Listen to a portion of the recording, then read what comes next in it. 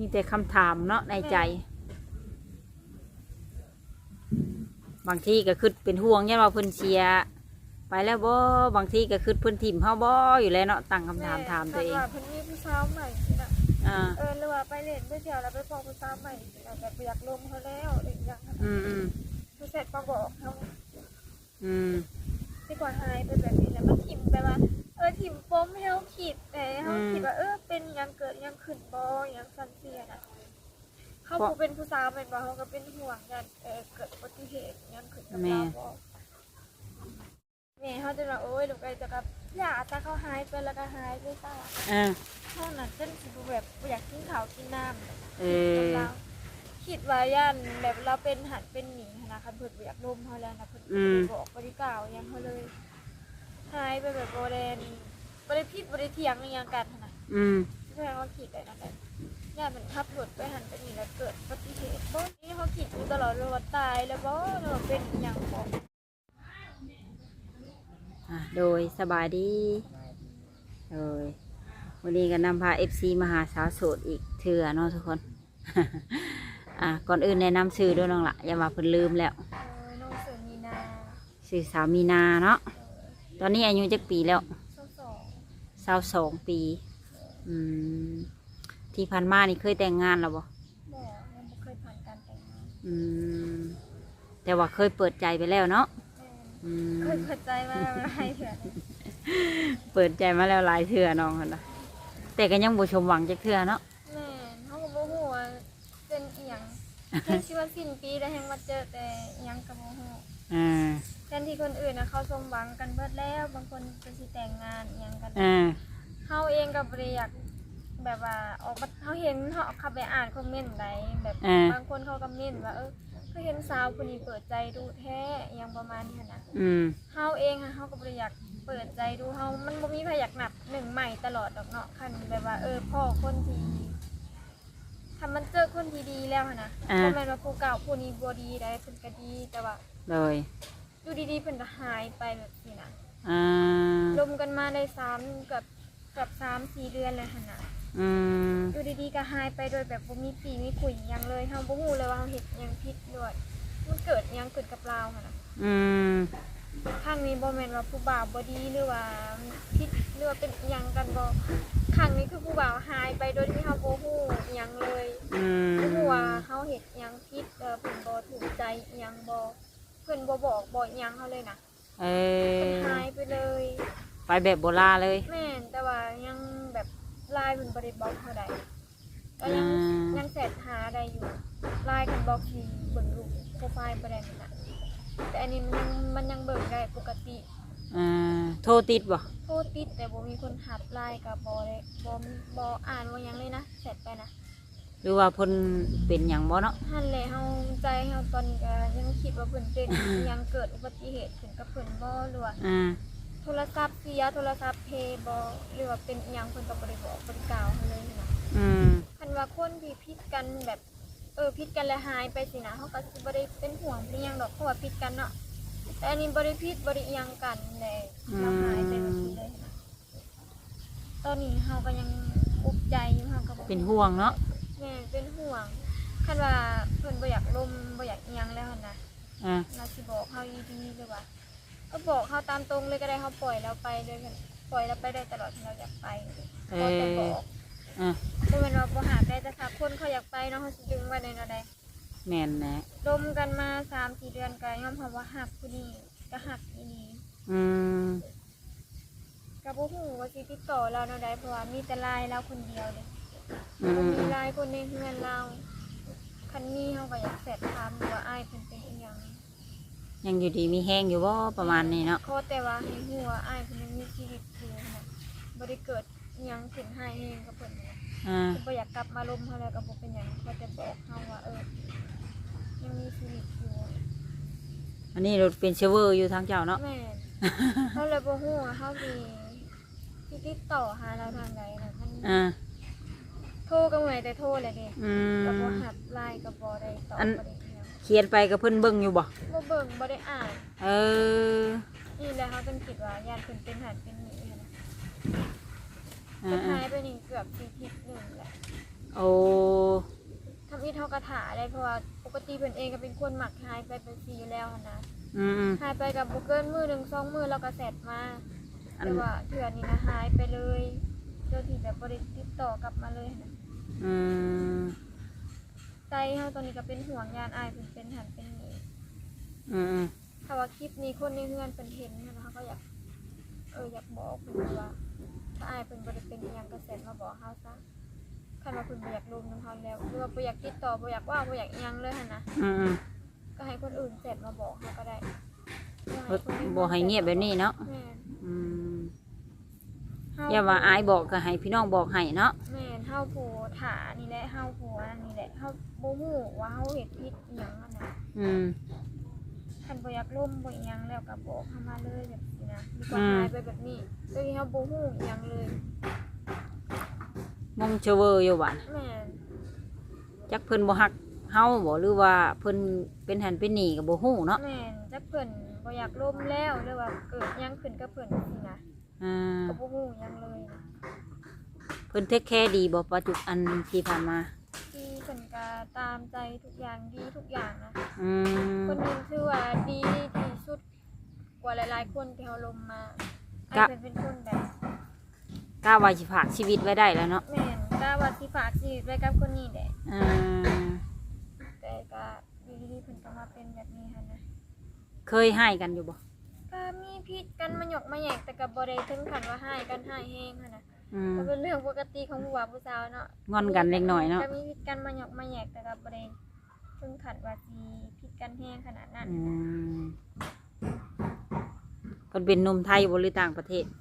คนไทย อืมเพิ่นเคยมายามอยู่บ่ นัดกันว่าสิมาเลยเพิ่นหายไปเลยสิก็เลยบ่ได้มาเพิ่นก็นัดกันแล้วนะว่าสิไปหากันหั่นน่ะ เออ แต่ว่าเพิ่นผัดมาหายไปก่อน แต่ยังบ่ทันได้มาหากัน ยังได้ทันเห็นตัวจริงกันเถื่อ เห็นแต่ในโทรศัพท์เนาะ อืม อ่าก่อนเพิ่นสิหายไปนี่ให้กันบ่ บ่ได้ผิดบ่ได้อิหยังกันเพิ่นยังโทรหาเฮาอยู่เถื่อสุดท้ายที่เพิ่นสิหายไปนั่นน่ะ อืม โทรหาแล้วคนข้างเฮือนเฮานะเพิ่นเสีย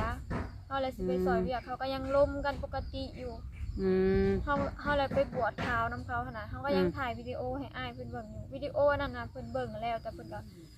บ่ได้ตอบ และหลังจากนั้นนะหลังจากเฮากลับมาเลยเนาะ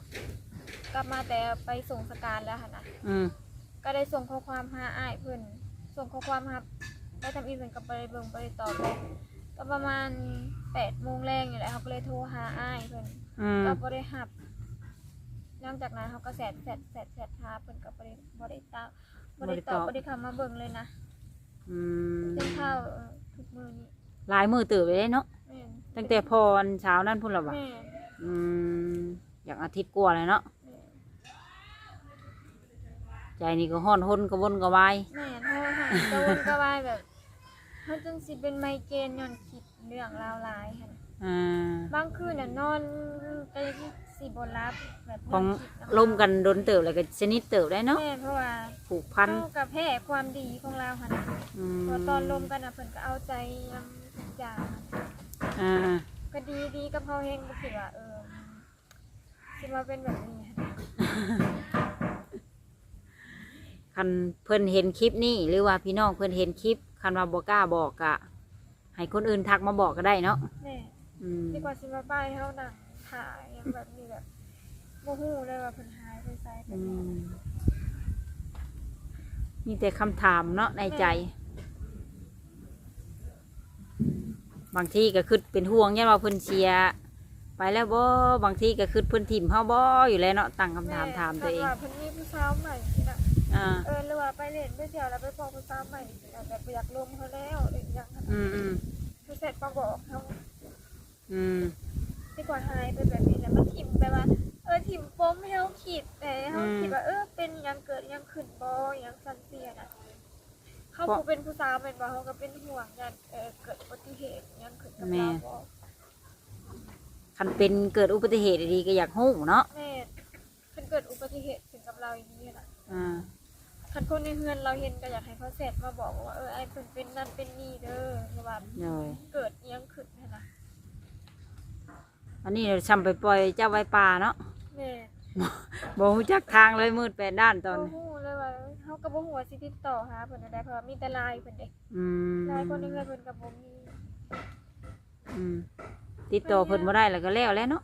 ก็เฮาก็บ่ได้เศร้าซี่เพิ่นแดงเพิ่นบ่ได้ตอบแล้วเฮาก็บ่ได้แชทไปอีก อืม ใจตอนนี้ก็เริ่มถอดแล้วแหละก็คิดว่ายามันเพิ่นบ่แชทมาแล้วก็เฮาก็สิอันนั้นตัดใจซะ อืมขึ้นฮอดอยู่ก็อดเนาะ แม่ จักเพิ่นไปดีไปชั่วรอบนี้บ่ฮู้เลย บ่ฮู้แล้วก็บ่ฮู้สินำแนวใดค่ะฮู้สิตามแนวใด อืม เพราะว่าแชทไปเพิ่นก็บ่เบิ่งเด้บ่อ่านบ่อิหยังเลยนะ ขึ้นฮอดแฮงบ่ แฮงแล้วก็คิดตอนนี้น่ะมันบ่แม่นแบบว่ามันกลายเป็นความเป็นห่วงแบบคิดว่าญาติเพิ่นเป็นแนวอื่นน่ะนะ เพราะถ้าเพิ่นบ่อยากลมกับเฮาแท้ๆก็คอยให้เสร็จมาของเฮาซะว่าไอ้บ่อยากลมหน้าต่อเลยหยังประมาณนี้ให้หัวเราเห็น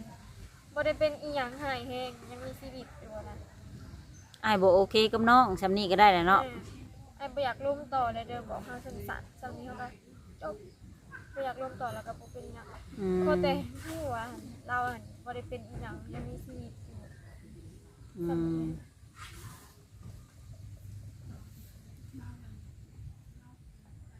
ไปตามอะไรซะเฮาก็หมดปัญญาเลยแชทหาก็มาตอบเลยเด้ อืมจักสิว่าแนวใดเนาะคือมื้อนี้นี่ที่ออกมาถ่ายคลิปนี่อยากออกมาเปิดใจใหม่อีกบ่ แม่เอามาเปิดใจใหม่เพราะว่าคิดไว้ว่านั่นได้เพิ่นจะคือสิบ่กลับมาแหละ อืมเพราะว่าโดนเติบแล้วเนาะ แม่คันว่าเพิ่นปกติคันเพิ่นสิหายไปแบบบ่ได้เป็นอีหยังหั่นน่ะ อืม บ่เกินมื้อหนึ่งสองมื้อเพิ่นก็เสร็จมาแล้ว แต่อันนี้มันโดนแฮงแล้ว นานผิดปกติเนาะ แม่ อืมเปิดใจรอบนี้นี่ หาคนเยียวยาแล้วเนาะ มีสเปคตั้งไว้บ่รอบนี่ เก่าเลย ฮะ พอแต่แบบคนนิสัยผู้ใหญ่อหยังประ อื มาณนี้ ม เรื่องหน้าตาอายุก็บ่ได้สำคัญเอาสักประมาณ50ลงมาแบบนี้ อ๋อ นะ เอาอยู่ประมาณ50ลงมา อืม หลักๆเลยก็คือแบบความเข้าใจกันให้ได้ร่วมกันเข้าใจกัน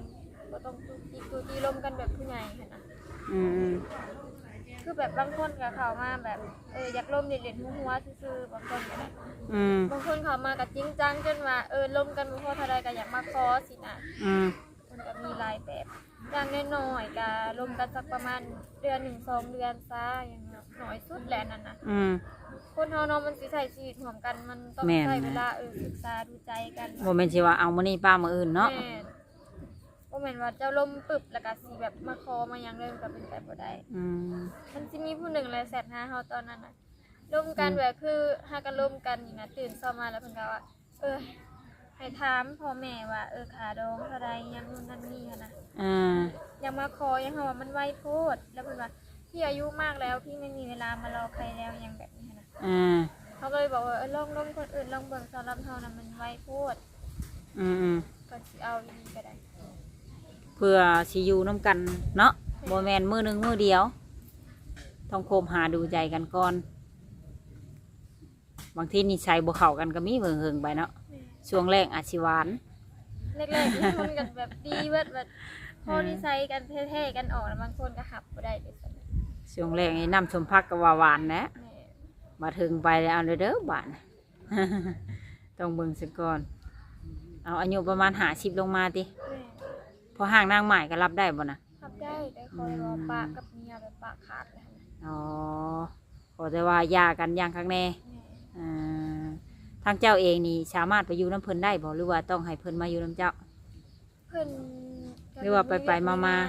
เพิ่นมีแบบมีงานทางพุ่นมาอยู่พี่บ่ได้หั้นนะ อ่า เขาก็ไปอยู่พุ่นกับเพิ่นก็ได้ อ๋อ แต่ว่าเพิ่นก็ขอมาเยี่ยมบ้านเทื่อนึงแล้ว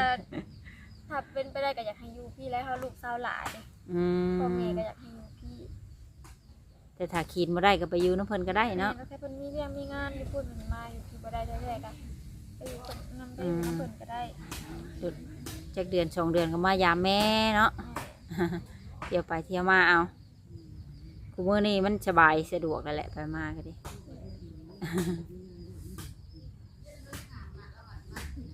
มักคนที่นิสัยใจคอแบบผู้ใหญ่บ่จะว่านะ แม่ บ่มักจู้จี้จุกจิกเกินไป โดย ถ้าว่า ร่ คุ วมกันแบบด้วยความเข้าใจนะว่าจุกจิกจู้จี้เจ้าขนาดนั้น อ่า เป็นผู้บ่าวผู้สาวกันเนาะคันสิไปหันไปหนีเขาบอกไว้แล้วคันเป็นผู้บ่าวเขานะมื้อนี้เขาสิไปท่านไปซีเด้อนะ อยากให้บอก แม่ ประมาณนี้เนาะคบหาดูใจกันนี่จังชูคอนี่ประมาณจักเดือนนั่งกะวะ ถ้าเป็นไปได้ก็จะประมาณ 3-4 เดือนจ้ะคันว่าเพิ่นเข้าแต่แท้อยากได้เมียแท้ๆนะ ถามเพื่อหลายคนเนี่ย อย่างน้อยๆก็จะประมาณ3-4 เดือนจ้ะ อ่า คนสิอยู่นำกันมันก็ต้องบึงดีใจกันก่อน แม่นน่ะแหละเอาฉันประมาณครึ่งปีลงมาเนาะ แม่ อ่าบางทีเพื่อฮอดพุ่นนี่เพิ่นอาจสิออกไลน์ให้เห็นได้เนาะ ช่วงแรกนี่สิอดได้เฮิงๆไปออกไลน์แล้วบ้าน แบบผู้ชายกินเหล้าสูบยานี่รับได้บ่นะ สุดยานี่หับได้แต่ว่ากินเหล้านี่ต้องกินเป็นบางช่วงว่าแม่นว่าบ่ให้กินเลยได้ อืม กินได้แต่ว่าบ่แม่นจะสิกินทุกมื้อทุกเว้นแล้วเมาทุกมื้อแบบนี้ หัวแทอยู่เด้ แต่ว่าสั่งสรรค์กับหมู่อยากไปสั่งสรรค์กับหมู่เพิ่มไปเทื่อหนึงด้วยอาทิตย์หนึงไป2 เทื่อแบบนี้นะก็ได้ที่เป็นเนี่ย คะแนนมาเลยอย่าให้เมียเนาะ แม่นมาแล้วก็ต้องมาพิดมาเถียงกัน บางคนมันเมาเหล้าเมายามามันให้เมีย หายที่สุดเพราะว่าบางคนก็ตีน้ำเอียงแบบนี้หั่นนะ ลงไม้ลงมือเนาะ เฮานี่เฮาหับบ่ได้เฮามักซำใดก็อยากคะแนนตีเฮานี่เฮาไปเลย บ่มักผู้ชายลงไม้ลงมือเนาะ เคยเห็นอยู่บ่เขาตีกัน เคยเห็นอยู่เพราะว่า รู้สึกในอะไรตัวเอง บอกกับตัวเองไว้เลยว่าสิบ่เอาผัวแบบนั้น เออ คันว่าเฮาพลาดไปแล้วนะสิเป็นไม่ห้าก็อย่าเฮาสิยอมปะ เอ ตี อ เฮาบ่อยู่นำแท้ๆเพราะว่าคัน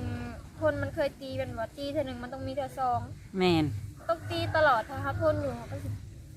ก็ ตีเฮาอยู่หั่น กระ แหละ ทนไปเรื่อยๆอีก แม่นมั ถึ น ง บ่มีดอกทำแบบว่ามันได้ตีแล้วมันเธอนี่เขาตีจนเธอสุด ผิด ท้าย พลาด มันตีจะแล้วถ้ามันตีแล้วมันต้องตีอีก อ่า แม่เขาสิบอกตลอดว่าเลือกผู้บ่าวขนาดเลือกผัวขนาดบ่ต้องเอาแบบว่าหล่อยังขนาดนั้นเขาแต่เขาบ่ตบบ่ตีเฮา เออ บ่ตบบ่ตีเฮาแล้วพออยู่นํกันแบบว่าไอ้ส่วนอะไรบ่ต้องหนักคนมักคนหล่อคนรวยขนาดนั้นอยู่นำกันแล้วสบายใจเขาบ่ตบบ่ตีเขาดูแลเขาได้ในระดับหนึ่งหั่นน่ะบ่ให้ชีวิตเฮาต้องแบบว่าลำบากบ่แม่นว่าย่านลำบากขนาดนั้นได้เฮ็ดเวียกเฮ็ดงานเฮาสามารถเฮ็ดได้แต่ถ้าแบบเอาไปอยู่นํทั้งทุกข์ทั้งเวียกทั้งทุกข์ทั้งใจแบบนี้นะเฮาก็อยู่บ่ได้ ทุกข์ทั้งกายทุกข์ทั้งใจรับบ่ได้เนาะ แม่ กระโบเป็นชีชาติว่าอยากหั่งเหลือเกินดอกเนาะ แม่เฮาเองก็แบบบ่ได้งามบ่ได้หยังขนาดนั้นสิอยากได้คนทั้งหล่อทั้งรวยมันก็เป็นไปบ่ได้บ่จำเป็นต้องหล่อดอกพอแต่แบบว่าอยู่กันได้เข้าใจกันเนาะ แม่ อืม คือคนที่เพิ่นหายไปนะแบบตรงตามที่ สเปคเลยบ่ แม่แต่ว่าเพิ่นบ่ได้หล่อบ่ได้อิหยังได้ความสูงที่เพิ่นอันนั้นก็ยังบ่ได้สูงสำที่เฮาเว้าไว้อะนะ อืม แต่ว่าพอล้มกับเพิ่นแท้ๆเพิ่นว่า ก็ยังแพ้ความดีของเรา ร่มกันแล้วรู้สึกสบายใจบ่ แม่บ่ได้รู้สึกว่าอึดอัดแบบ คือแต่ละคนมันสิมีโมงลมผู้บ่าวเนาะ แม่น บาง น่ะ คนน่ะเขาเลิกเวียกใกล้สิฮอดโมงผู้บ่าวเลิกเวียกแล้วเฮาน่ะเคยเฮาลมกับผู้หนึงเฮารู้สึกอึดอัดบ่อยากลมกับเราขนาดใกล้สิฮอดโมงเราเลิกเวียกแล้วก็บ่อยากลมเลย ขึ้นง้อไว้ท่ะ แม่นคิดงอไว้ท่าเพราะว่าลมกันทุกเทื่อมันผิดกันทุกเทื่อน่ะ แต่มันเป็นอันที่แบบว่าบ่อยากลมบ่อยากอิหยังแต่ว่ากับอ้ายผู้นี้บ่เขาบ่เคยรำคาญเราเลยบ่เคยแบบมีความคิดว่ารำคาญบ่อยากลมบ่มีความคิดว่าบ่อยากลมโทรศัพท์นำเราได้มื้อนี้บ่มีบ่เคยมีความคิด คนดีจะมักหายไปแบบนี้เนาะ แม่นแล้วว่าที่แบบว่าบ่มีปีมีคุยอิหยังแบบเปิดคนถูกใจแล้วมันแบบมีแนวให้เป็นแบบนี้ วันนี้มันแห้งใกล้สิเข้าดาวแล้วเนาะ มันเจ็บมันแต่ว่าเจ็บตอนที่สิ้นปีนี่ ปีกายนี่เข้าดาวก็บ่ได้มีครู ปีนี้ก็บ่มีคือสิบ่มีอีกแหละ สิได้นั่งกินลูกชิ้นคือเก่าแล้วเจ้า ปีนี้เขาว่าสิเข้าวัดเฮ็ดบุญซะ อั อั น นไปสวดมนต์ข้ามปี ชวนมนต์ข้ามปีนะอยู่แถวนี้เพิ่นจัดอยู่บ่ จ จัดบัตรบัตรใกล้ๆแถว ทางเหนือนี่บ่ แม่น อืม เพิ่นเฮ็ดทุกปีแล้วสวดมนต์ เออก็ลองเบิ่งเนาะ เพื่อชีวิตมันสิดีขึ้น บางทีมันเฮายังบ่วิตกรรมวิตเวรเด้บัดพ่ออันดีเดี๋ยวบัดหายไปบัดแบบนี้เนี่ยนะบัดพ่อบ่ดีบัดนานหาย แม่นแต่พ่อคนที่แบบว่าเอาอารมณ์อิหยังมาลงใส่เฮานี่นะรับบ่เคยหายไปจากเฮาเลยเด้ เออ บ่เคยหายไปใส่อยู่ยงหงกระพันขนาดคนนั้นน่ะแต่ว่าตอนนี้ก็เศร้าลมกันไปแล้วแหละ เออเฮ้ยคือเพิ่นเว้าเลยครูกรรมครูเวรครูบุญครูหยังไว้ซั่นเด้ คือสิแม่นคือเพิ่นเว้า บัดครูกรรมครูเวรบัดหายกันซุมื้อมึงกูถูกปั้นกูมือหาบ่ปะกันบ่เลิกกันบัดเพิ่นผู้ดีบัดหายจากกันไว้โอ้ก็มีหยังอยากฝากถึงหนมๆที่สิเข้ามาใหม่อยู่บ่ บ่มี บ่มีเนาะ สิว่าอิหยัง มีแต่อยากฝากถึงผู้เก่าเนาะคันเพิ่นเห็นกันเนาะอ่า ถามว่าคนใหม่ที่เขามาตอนนี้เฮาลมได้บ่เฮาสามารถลมได้เพราะว่าบ่ได้ลมบ่ได้ติดต่อกับผู้นั้นเลยเด้ อ๋อ เพราะว่าติดต่อนั่นได้ก็บ่ได้ แล้ว เลยเด้แล้วก็เฮาก็บ่มีความหวังเลยว่าเราสิกลับมา บางที FC ที่เข้ามาใหม่นี่อาจสิคิดเนาะอาจสิคิดว่าน้องยังหักคนเก่าแฮงนี่สิเพิ่นสิมักเฮาบ่ประมาณนี้ก็ลองมาจีบเบิ่งก่อนเนาะ ลองมาจีบเบิ่งเพราะว่าจักสิว่านั่นใดคนนั้นเพิ่นก็หายไปแล้วเด้นั่นใดเพิ่นก็คือสิบ่กลับมาแล้วแหละในความคิดของเฮาเลย แต่ถามว่าถ้าเพิ่นกลับมาเด้สิเห็นอะไรสิบ่ทิ่มคนใหม่ไปหากลับไปหาเพิ่นบ่ บางทีเพิ่นอาจสิคิดเด้ บางคนเขาอาจจะคิดถ้าเพิ่นกลับมาอีหลีมันก็น่าสิบ่อันนั้นแหละถ้าว่ามันโดนแฮงหั่นน่ะถ้ามันไกลจากนี้ไปแล้วหั่นน่ะ อืม เพิ่นกลับมาแล้วก็คือสิบ่อยากลมต่อแล้วคันเฮาหมายถึงเฮามีผู้บ่าวใหม่ได้คันมีผู้บ่าวใหม่แล้วเฮาบ่ลม อืม มาทำไมเฮาก็บ่กลับไปลม สมมุติมีผู้บ่าวใหม่แล้วนี่ผู้เก่ากลับมานี่ก็บ่โอเคอีกบ่เอาอีก หักแฮงจำได้ก็เฮามีคนใหม่แล้วเด้ซะ อืม คนใหม่เขาบ่ได้เฮ็ดหยังผิดแล้วเขาผู้นั้นกลับมาสิไปถิ่มเท่าใดเนาะได้ เขาเลือกทางเลยเด้เนาะ แม่ อ่า ถ้ามันโดนไปกว่านี้ก็คือเราก็คือเขาตัดออกไปเลย อืมคันว่ามี FC อยากมาหลินมาเที่ยวได้สินางมาได้บ่ มาได้เพอตอนนี้ยังอยู่บ้านอยู่ อ่าเจ้าก็สะดวกพาไปหลินไปเที่ยวอยู่ ถ้าไปเล่นได้แถวออมแอมใกล้บ้านนี่นะ อืม ขึ้นไปเล่นไปเที่ยวแถวถ้าแขกแถวยังมีทว่าพาหลานไปน้ำเพิ่นอยากนอนกลางคืนหาไปได้แต่ถ้าไป2 บ่ได้ ต้องไปครับ ไปช่องตัวช่องบ่กล้าเนาะ แม่ อ่าแม่นแหละปกติแหละ ญาติคนแถวบ้านเขาเว้าให้ อืมคือในคลิปเพิ่นลงนะเนาะป้าขางบ้านในซ้ำทรโคงว่าหูดี พาข้างบ้านนะกลัวฮอดแม่อีกแบบฮู้ทุกเรื่องกลัวฮอดแม่เฮาอีก รู้สึกเรื่อง แล้วก็เราก็คาดหวังกับเฮาก่อนพ่อคนแม่เฮาอีกนะ อืม ปากทางบ้านนะ อืม ทุกมื้อทุกวันต้องมีแบบต้องมาส่องมาเว้าให้เว้านี่ก็เลยแบบอยากให้เพิ่นเว้าเขาเป็นเว้าก็เว้าใส่พ่อใส่แม่เฮาหั่นน่ะ อืม ก็เลยว่าบ่ไปแบบนั้นดีกว่าคันไปก็เอาหลานไปนำอย่างน้อยๆก็ยังว่าไปนำหลานเขาก็สิบ่ไปเฮ็ดอันนั้นอันนี้กันดอกที่บอกอย่างประมาณนี้นะ พ่อให้เพิ่นขางบ้านสบายใจเนาะ บ่แม่นให้พ่อให้แม่สบายใจได้ไปป้าข้างบ้านสบายใจ ก็โอเคจ้ะเนาะสำหรับคลิปนี้ก็สิได้ขอจบคลิปไว้สำนี้ก่อนเนาะนางเนาะว่าสำหรับ AC ท่านใดสนใจก็ทักเข้ามาคุยได้เนาะบ่มักบ่ฮักก็ลองลมเมืองก่อนเนาะอันนี้ใส่เข้ากันบ่ได้เท่ากับบอกเพิ่นว่าอันนี้มันเข้ากันบ่ได้อย่างนู้นอันนี้ถ้าเพิ่นปรับได้ก็ลงกันต่อดีนะ ทางเจ้าเองนี่สะดวกตอบเพิ่นอยู่บ่ สรุปว่า โทรก็ได้บ่ โทรได้ อ่าน อกจากมือได้ที่มันบ่มีสัญญาณ หั มื ก อ แถ ก็ ว บ่ นี้ มีสัญญาณได้ แถวนี้สัญญาณแบบบ่อยากดีปานใดเนาะ มันหนาวดิบางมือน่ะเปิดโทรศัพท์มาฮอดสัญญาณมันบ่ขึ้นปรับ ปิ่นแขว่งนี่เด้ ทางบ้านผู้สาวงามมันสัญญาณบ่ดีเนาะ แต่ว่าโดนๆก็จะเป็นเทื่อหนึงดอกนอกจากมันหนาวแห้งๆแต่ก็เป็น คือว่าบ่ได้อยู่นอกเขตปานใดก็ยังนั่นเนาะ บางแต่ว่าสัญญาณนี่นะมันก็บ่ได้ค่อยเป็นดูดอกของเฮามันเป็นส่วนหนึ่ง เติมเน็ตรายเดือนบ่หรือ Wi-Fi บ่ เติมเป็นอันนั้นเป็นเติมเป็น1 ใน 3มื้อ อ๋อเติมบัตรเอากินข้าวกินน้ำแล้วบ่มา ยังไม่ได้กินเลย คือหลายบ่ได้เด้เนาะ พยายามแบบบอกตัวเองว่าอย่าแหละเขาไปบางเทื่อเขาอาจจะไปอยู่กับผู้สาวตัวเองที่มานั่งห้องนั่งไห้แม่เขาน่ะก็จะแบบโอ้ยบ่แม่นลูกมักเขาแฮงขนาดนั้นกูบอกว่าเขาบ่เคยให้ให้แมวเห็นเขายังให้แสดงว่าผู้นี้นี่พิเศษก่อนโมเนาะ แม่ จนได้เสียน้ำตาน้ำ ไอ้เอ้ยน้องนะเขาไปเห็นได้ว่าอย่าซะเขาก็บอกเขาคือเอ้ยเขาเริ่มมีผู้บ่าวเห็นอยากอยู่อันนั้นนะเขาก็อยากติดต่อให้เขายังอยากเขาอยากให้เขาสาวเขาอย่างขนาด เขาเห็นเจ้าเสาเด้ แม่เขาขนาดซึมมาลายมือแล้วแต่ก็มือเป็นทายไปแหละก็บ่ได้มีกระติกกระจายอยากเห็ดยังเอาไปเอามาแค่บ่อยากกินข้าวซ้ำ กินข้าวกินน้ำได้เหยจนอยากวอบลง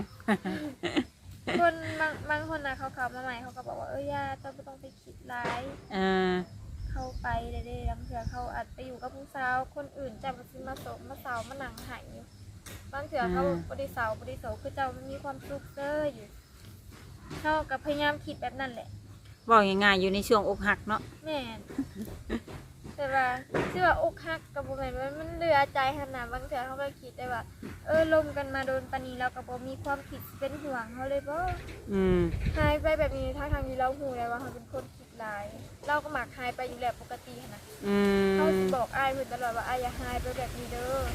เขาบอกเพื่อนตลอดเลยว่ามียังก็บอกเขามาตรงๆเลยก็ต้องหายไปแบบนี้แสดงว่าเจ้าก็พยายามประคับประคองความหักของรุ่นนี้นะเนาะแม่เขาบอกว่าอย่าหายไปแบบนี้ท่านว่านี่ยังที่แบบว่าบ่สบายใจกับขันอยากหายไปแค่บอกเขาก่อนก็ได้ว่าอ้ายอยากอยู่คนเดียวเรื่องช่วงนี้นะแต่อย่าเพิ่งแสดมาแต่อย่าเพิ่งแสดมากวนอย่างนู้นนั่นนี่นะเขาก็แสดแต่เขาเป็นคนประจุกิจจุกี้อยู่แล้วแต่เขาให้บอกถ้าหายไปแบบนี้เขาใจผู้สาวก็เป็นห่วงเลยเนาะเขาบอกว่ามันเกิดอย่างขึ้นสินะมีแต่คำถามอยู่ในสมองเนาะเขาก็คิดไปเองคิดไปไกลว่ามันจะเป็นหันเป็นหนีก็แบบนี้นะทรมาน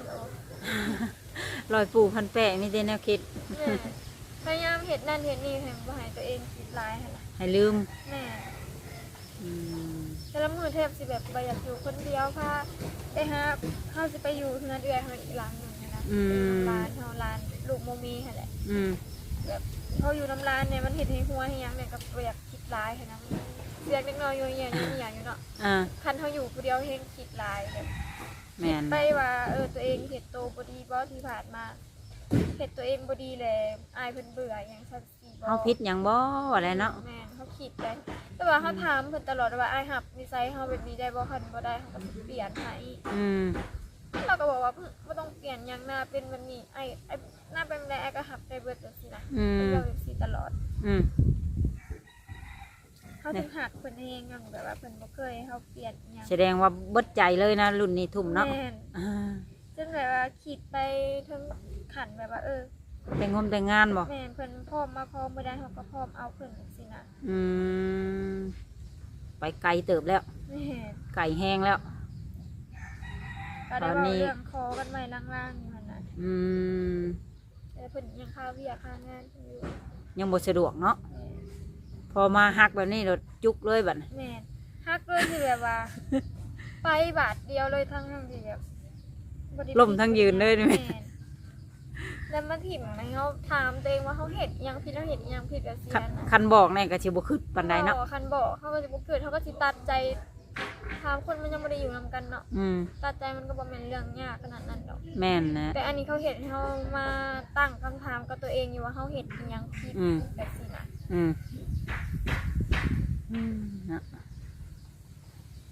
โล่งบ่ได้ระบายออกมาเขาบอกกับเอื่อยเขาอยู่มือเลยว่าที่เห็ดเราได้เห็ดเราได้เห็ดได้แต่ว่าที่ได้เรากลับมานะที่เห็ดเราได้ติดต่อแบบใดที่พยายามติดต่อคันหูเพื่อนเพื่อนนี่สิไปหาบ่บ่ต้องขัดว่าเขาสิไปเขาก็บ่กล้าไปแต่ว่าสมมติเปรียบว่าอยู่แถวบ้านเฮาเลยนะไปคันแถวบ้านนี่นะเขาไปหาหอนเงินแท้ไปเขาอยากถามเขาสิถามเราตอนว่ามันเกิดอีหยังขึ้นจะคือมาแบบหายไปแบบนี้คันว่าบ่หักบ่หมักแล้วก็คือบ่บอกชีวิตหอนหูแล้วเนาะคนนี่มันเป็นห่วงอยู่แล้วมันสิตายแหละปล่อยให้คนเดียวเป็นบ้าอยู่ติเนาะเอาเงินให้น้องเพิ่นซื้อบัตรก่อน อันนี้ก็บ่แม่นเงินไผเด้อเป็นเงินข่อยเองให้เจ้าซื้อบัตร ขอบใจเด้ เล อย เป็นน้ำใจทั้งข่อยเอง มีจังใดก็มีแต่เป็นกำลังใจให้สู้ๆเนาะช่องทางติดต่อนี่ไล่นี่อันเก่ามันบอก อันเก่า อันเก่าเนาะโดยมีใดๆสิเขามาหาใหม่เด้อ เลย โดยสบายดี สบายดี